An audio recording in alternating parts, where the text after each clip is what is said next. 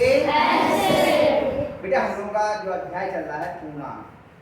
पूर्णांक में आज हम लोग सीखेंगे योगात्मक प्रतिलोम। क्या सीखेंगे? योगात्मक प्रतिलोम। हमने पूर्णांक सीखे थे। पूर्णांक कितने प्रकार के होते हैं? कौन कौन से? धन पूर्णांक और ऋण पूर्णांक। जैसे हमने लिखा, ये बताओ धन पूर्णांक है या ऋण पूर्णांक? धन पूर्णांक। कितना लिखा है? +17। हम लिखा ये कैसा है? ऋण पूर्णांक। कितना लिखा है? -13। इतनी बात समझ में आ गई? हमने लिखा ये कौन सा पूर्णांक है? धन पूर्णांक। जिसमें चिन्ह नहीं होता वो भी धन पूर्णांक ही होता है। अब योगात्मक प्रतिलोम क्या होता है? जो पूर्णांक है धन पूर्णांक, उसी मान का ऋण पूर्णांक इसका योगात्मक प्रतिलोम हो जाएगा। यानी 17 का योगात्मक प्रतिलोम कितना होगा? +17 का -17। -13 का योगात्मक प्रतिलोम कितना होगा? +13। स्वार्थी बेटा किताब में कुछ नहीं है, इधर देखो। 22 का योगात्मक प्रतिलोम कितना होगा? -22। हमने कहा प्लस के साथ, बताओ इसका योगात्मक प्रतिलोम कितना होगा? प्लस के साथ तो ये लिखे ही है।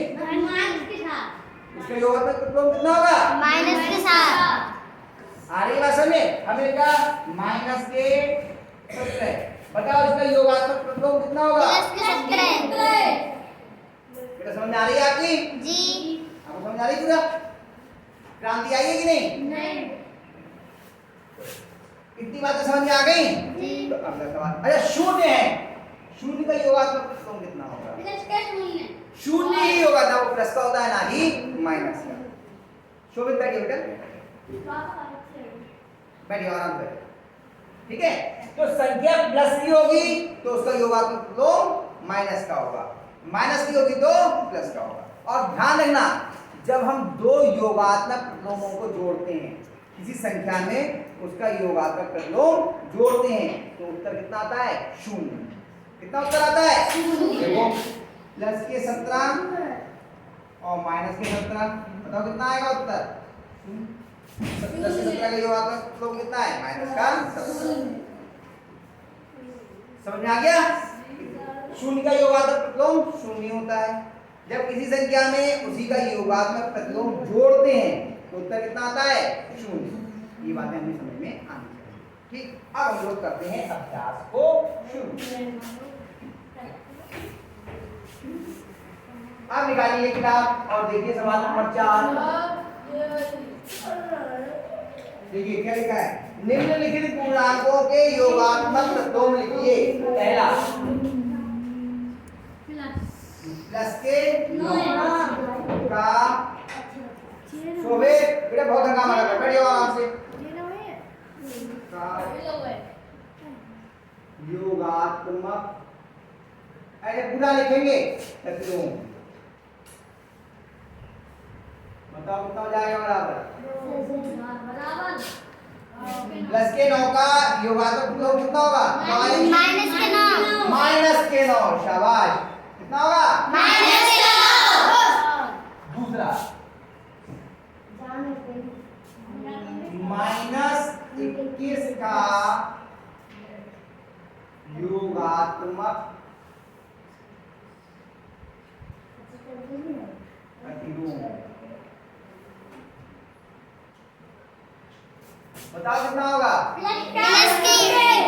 कितना होगा? किताब में जो लिखा है मैं यहाँ लिखवा रहा हूँ, किताब में चक्कर में मत करो, है ना? प्लस के 21। चलिए अगला कौन सा है?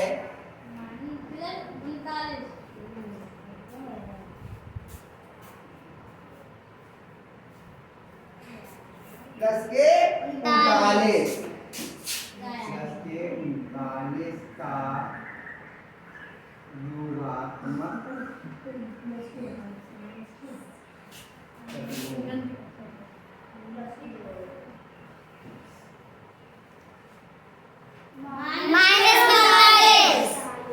कितना होगा?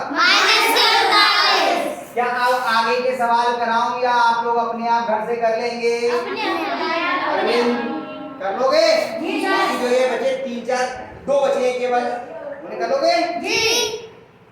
पक्का? कौन कौन नहीं कर पाएगा? अमित ने हाथ उठाया, फिर नीचे कर दिया। क्यों? चलिए अगला सवाल करते हैं 5 बार। वो कर लेना, शेष सवाल अपने आप कर लेना। संख्या रेखा खींचिए, बैठो अभी आ रहा हूं। उस पर निम्नांकित पूर्णांकों को प्रदर्शित कीजिए। बहुत ध्यान से देखिए। पहले देखिए संख्या रेखा हम लोगों ने बनाना उस दिन मैंने बताई थी हल्की सी। आज समझिए संख्या रेखा कैसे खींचते हैं। पहले कागज में कितने करना प्रदर्शित हमें? प्लस के 4। हमने स्केल से पटरी की सहायता से एक लाइन खींची, ठीक। इसमें राजन, इसमें इधर 3 लगा दिया और इसमें इधर 3 लगा। ध्यान से देखो, और एक बराबर दूरी पे, थोड़ा दूर पे आपने इसमें चिन्ह लगा दिए, इसके भाग कर लिए। देखो एक बराबर दूरी पे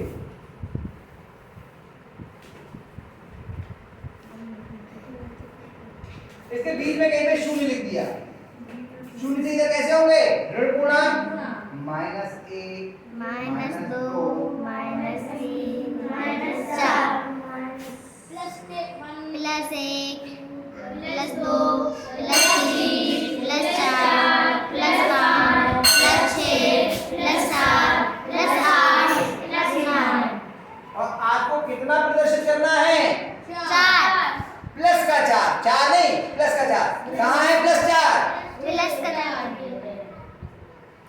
आपने इस पर ये हल्का सा निशान लगाया पेंसिल से। ये पेंसिल से होगा काम, पेन से नहीं होगा। और यहाँ पे लगाया है ना छोटा सा तीर और लिख दिया प्लस। ये संख्या रेखा में प्लस 4 प्रदर्शित हो। आई बात समझ में? तो ये जो बाकी बचे हुए हैं 3 4 ये कर लेंगे अपने आप? कर लेंगे या कल और करवा देंगे? आज इतना ही, घंटा थोड़ा जल्दी बच गया है ना। आप इतना काम कर लेना, बाकी इसको हम कल और करेंगे। काम बहुत हो जाएगा, फिर कल आ जाएंगे।